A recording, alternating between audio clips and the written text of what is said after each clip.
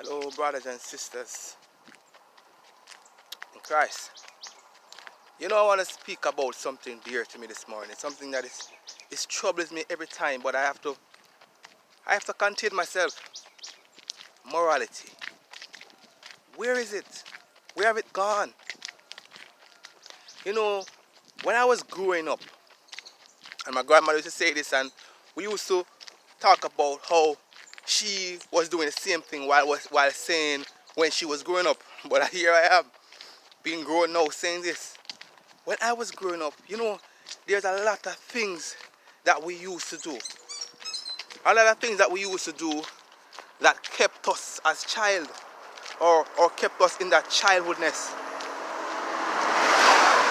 But today, the kids today are exposed to too much. They're growing up too fast.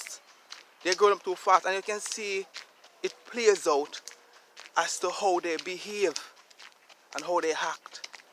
It shows how really far-fetched the world has gone and how far morality and how completely gone it is. There are few people that try to hold on to this, as we would say, old school way of teaching our children and bringing them up. But the fact of the matter is, morality is what have kept the children as child. This is what have kept them to know that they are just kids. We used to play a lot of ring games and a lot of stuff, book stuff, puzzles, all these things having to do with bookwork. But today, kids are gone. There's nothing holding them back from being grown. They are exposed to the internet too early. Some for good, but then the bad has a way to infiltrate the youth's mind. Bad have the way to infiltrate the youth's mind. Yeah, the bad have the way to infiltrate the youth's mind. It was said back then, even before my time of growing up, it takes a community to grow a child. Those days are gone. The youths nowadays, you can't speak to them. Not every one of them. There are a lot of them that are grown up, are brought up properly, are still hold on to some morality, but majority of them, and it's not just here in Jamaica, it's around the world. The kids, they have a way to do their thing. They think that they are grown. You can't speak to them, and the parents make it even worse for you not to be able to correct, not physically, but through speech, correct a child and indicate that child, because that child will tell you that you're not his mother or father, so you have no means of telling them what to do or not to do. And these are the things that are missing, and these are the things that are the reason for the child being misled further away, for there's no correction. And even in the school, there's no discipline. I'm not telling you that it's okay for you to hit a child, but it's definitely not okay for that child to have or make her choice whenever she feels or whenever he feels. Definitely not okay.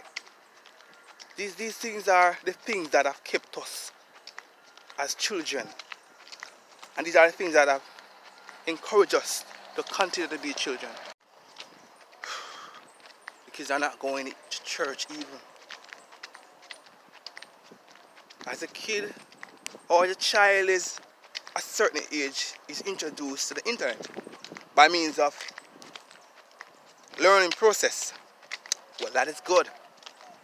But the bad about that is that the parent doesn't have any more time for the child. He actually leave the internet up to teaching his child or her child. There is no parenting happening anymore. It's all left to, as we would say, this is technological time and the world is technological and all these things. So we would think and say that yes, this is where the world is heading. So then we are allow ourselves or the internet to bring our child, to care for our child. We don't sit the child down anymore and teach them physically with ourselves, being without because the kids are very, very advanced in these times, and they learn very fast. The things that they learn is what they see and what they hear. My God. And I don't see it getting better any day soon.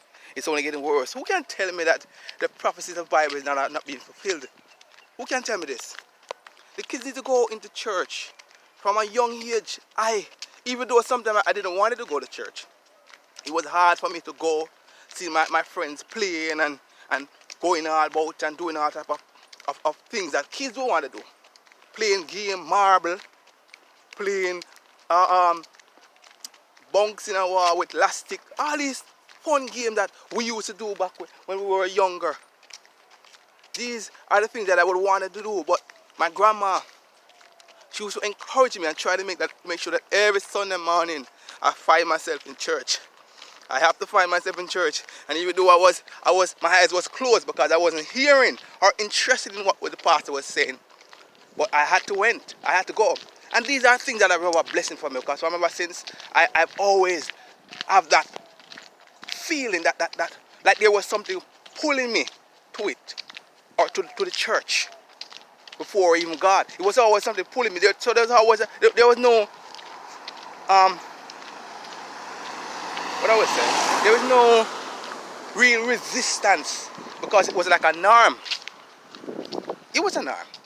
But these kids now, they're not in that place. They're far from that. There's no, and even more, being that there is a virus taking place now, even more reason for them not to go, or even more reason for them not to want to go.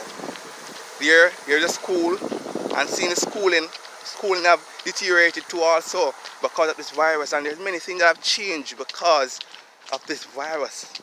But it's not to blame for our lack of morality, because we have always had this issue and this deteriorating of the morality. It has always been deteriorating slowly. Over and over, it worsened. Situation worsened. Bless the Lord, brother. Situation worse. Now we can see it play out every day. Every day, the kids, as they grow, as they reach a certain age, 12, 13, their minds has become corrupted, and they are rebellious even more than the grown person, because they are drawn to the net. The girls like to see the naked girls and the celebrities that have this nakedness about them, and this Jezebel character. And these are the things that the girls are drawn to. These are the things that they imitate and want to be like. These are the person that they are inspired by. These are the person that they're inspired by. And where they find this is from the net, the internet, the music videos, the pictures, and the media have portrayed to be a good thing, wanting them to be sexy and revealing of things and revealing of body parts. This is how the internet have allowed the young girls to be. The young boys, they have grown up to, if they're not drawn to negative things. Yes, we used to play gun war. Yes, we would call it gun war when we were kids. But it was never to the point where we really wanted to have a gun personally. It was just a means of a kid thing or enjoyment. You know, we used to use water gun and and these things. But in this time, it's not about just wanting to have water gun. The kids are having guns, are wanting to have a real gun, and the youths are drawn to this image or this behavior of being a bad man. Everybody's a bad man. Everybody is gangster. Everybody's thug. You know, these are, and then the schooling, or being in school. This is how being this type of way will make you popular. How will make you, oh great God, you see how the devil works? These are even a young man that is brought up properly and want to remain that way. When he goes to school, he's bullied for being a nerd because he speaks proper English, or he's not a gangster or a thug. So then nobody is with him. He's not popular. He's not be known. This is how the enemy work. These are the things that the enemy draw our kids to, draw the youth to. They want to be popular. So everybody's drawn to this negative portrayal. We are all gangsters. We are all bad man. This is what the oh, glory to God. I wanted to follow me back. I will do an I have a lot more to speak about this video, but apparently the time is kind of short. So, but I will do a part 2 for this video. I hope you tell me your take and your belief, give your opinion in the comment section. May God bless you all, my brothers and sisters. Thank you.